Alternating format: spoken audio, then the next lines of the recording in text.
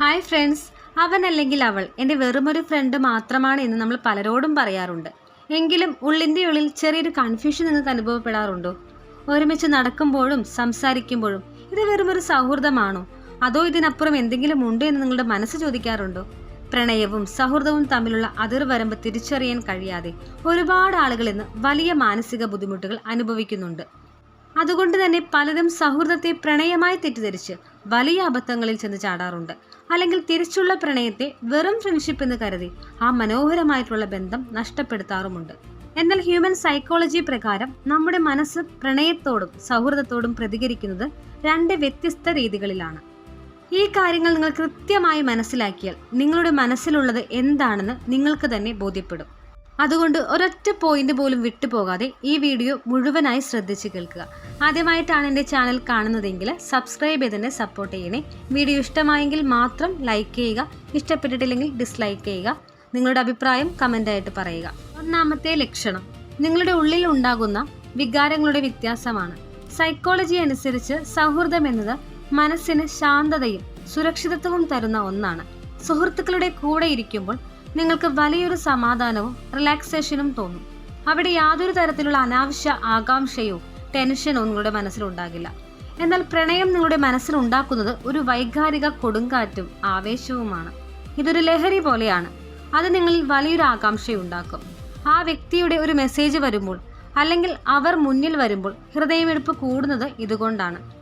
അവരുടെ മുന്നിൽ എത്തുമ്പോൾ പെട്ടെന്ന് കൈപ്പത്തികൾ തണുക്കുകയോ വാക്കുകൾ കിട്ടാതെ വരികയോ ചെയ്യുന്നുണ്ടെങ്കിൽ അത് പ്രണയമാണ്.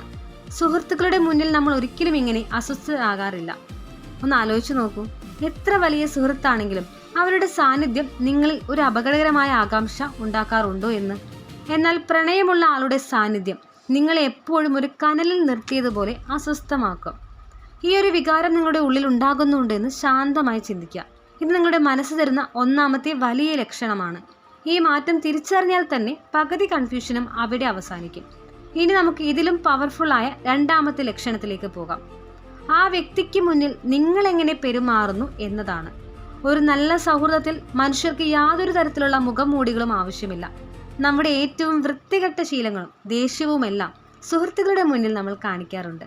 അവർ എന്നെക്കുറിച്ച് എന്ത് വിചാരിക്കുമെന്നൊരു തെല്ലു ഭയം പോലും സൗഹൃദത്തിൽ ഒട്ടും ഉണ്ടാകില്ല. നമ്മൾ ആരാണോ അതുപോലെ തന്നെ പൂർണ്ണമായി ജീവിക്കാൻ സുഹൃത്തുക്കൾക്ക് മുന്നിൽ സാധിക്കും. എന്നാൽ ഒരു വ്യക്തിയോട് പ്രണയം തോന്നുമ്പോൾ മനുഷ്യന്റെ മനസ്സ് അവരുടെ മുന്നിൽ ഒരു നല്ല പിള്ളയാകാൻ ശ്രമിക്കും. നമ്മളിലെ ഏറ്റവും മികച്ച വശം മാത്രം ആ വ്യക്തിക്ക് മുന്നിൽ കാണിക്കാൻ നമ്മൾ ബോധപൂർവം ശ്രമിക്കും. വസ്ത്രധാരണത്തിലും സംസാരിക്കുന്ന ശൈലിയിലും വലിയൊരു ജാഗ്രത കടന്നു വരും. നമ്മുടെ കുറവുകളെല്ലാം അവരുടെ മുന്നിൽ മറച്ചു വെക്കാൻ നമ്മൾ പരമാവധി ആഗ്രഹിക്കും. അവർക്കിഷ്ടമില്ലാത്ത ഒരു കാര്യവും നമ്മുടെ ഭാഗത്തു നിന്നും ഉണ്ടാകരുതെന്ന് നമ്മൾ വാശി പിടിക്കും.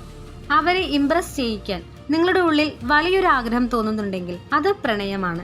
ഈ ഒരു മാറ്റം നിങ്ങളുടെ പെരുമാറ്റത്തിൽ വരുന്നുണ്ടെന്ന് സ്വയം നിരീക്ഷിക്കുക.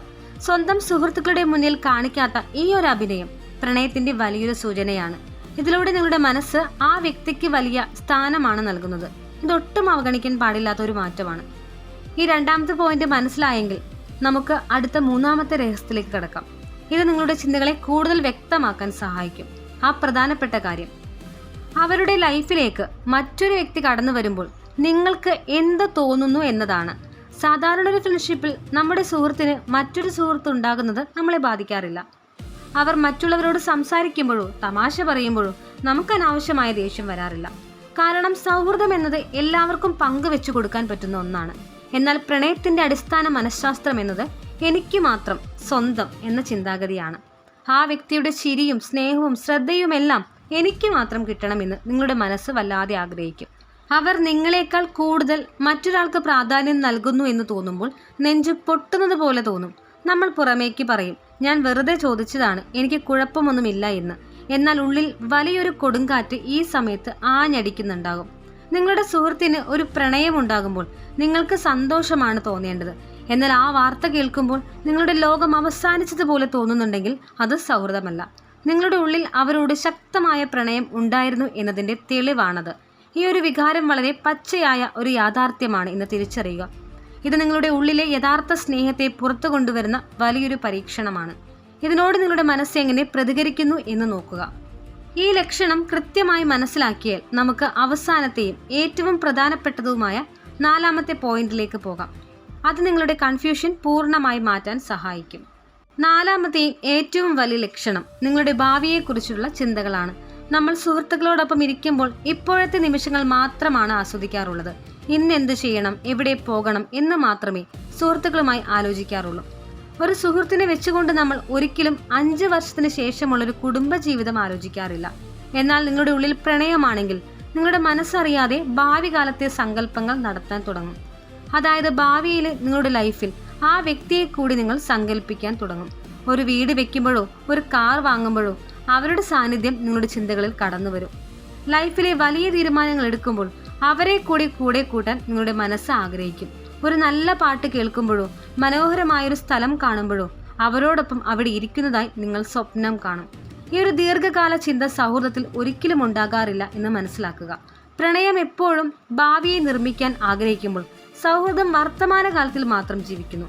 നിങ്ങളുടെ സ്വപ്നങ്ങളിൽ സ്ഥിരമായി ആ വ്യക്തി കടന്നു വരുന്നുണ്ടെങ്കിൽ കാര്യങ്ങൾ വ്യക്തമാണ്. നിങ്ങൾ അവരെ ഒരു സുഹൃത്തായിട്ടല്ല, നിങ്ങളുടെ ജീവിത പങ്കാളിയായിട്ടാണ് കാണുന്നത്. നിങ്ങളുടെ ഉപബോധ മനസ്സ് ഓൾറെഡി അവരെ സ്വീകരിച്ചു കഴിഞ്ഞിട്ടുണ്ടാകും. ഈ 4 ലക്ഷണങ്ങളും വളരെ ശാസ്ത്രീയവും പരീക്ഷിച്ച് തെളിയിക്കപ്പെട്ടതുമാണ്. ഇതിൽ നിന്നും നിങ്ങളുടെ യഥാർത്ഥ വികാരം എന്താണെന്ന് നിങ്ങൾക്കിപ്പോൾ മനസ്സിലായിട്ടുണ്ടാകും. ഈ പറഞ്ഞ കാര്യങ്ങളെല്ലാം കേൾക്കുമ്പോൾ നിങ്ങളുടെ മനസ്സിൽ ഒരാളുടെ മുഖം തെളിഞ്ഞു വന്നിട്ടുണ്ടാകും. ഈ 4 ലക്ഷണങ്ങൾ ഏതൊക്കെയാണ് നിങ്ങളുടെ ലൈഫിൽ ഉള്ളതെന്ന് ശാന്തമായി ആലോചിക്കുക. 1-2 കാര്യങ്ങൾ തോന്നിയത് കൊണ്ട് മാത്രം അത് വലിയൊരു പ്രണയമാണെന്ന് ഉറപ്പിക്കരുത്. കാരണം ചിലപ്പോൾ അമിതമായ അടുപ്പം കൊണ്ടും മനുഷ്യർക്ക് ഇത്തരം താല്പര്യങ്ങൾ താൽക്കാലികമായി തോന്നാം.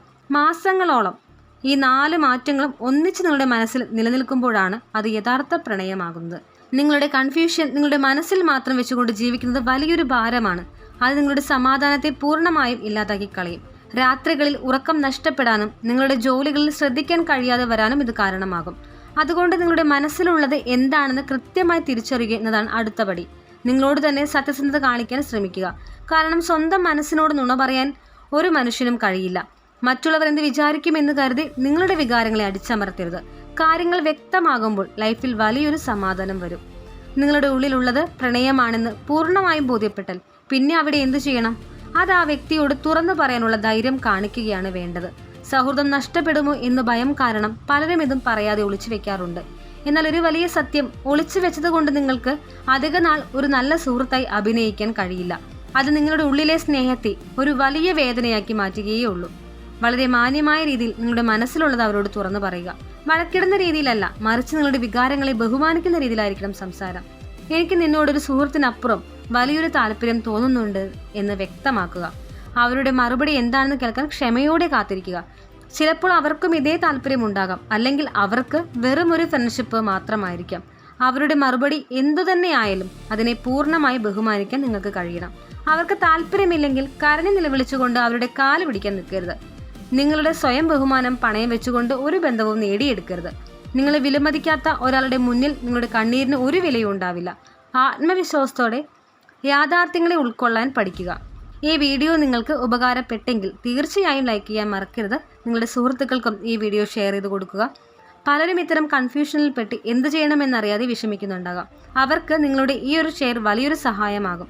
ഇതുപോലെ വ്യത്യസ്തവും പവർഫുള്ളുമായ സൈക്കോളജി വീഡിയോകൾ ഇനിയും കാണാൻ താല്പര്യമുണ്ടോ? ഉണ്ടെങ്കിൽ എന്നെ സപ്പോർട്ട് ചെയ്യുക. തൊട്ടടുത്തുള്ള ബെല്ലൈക്കൺ കൂടി ക്ലിക്ക് ചെയ്താൽ ഞാനിടുന്ന വീഡിയോകൾ ഉടനടി നിങ്ങളിലേക്ക് എത്തും. താങ്ക്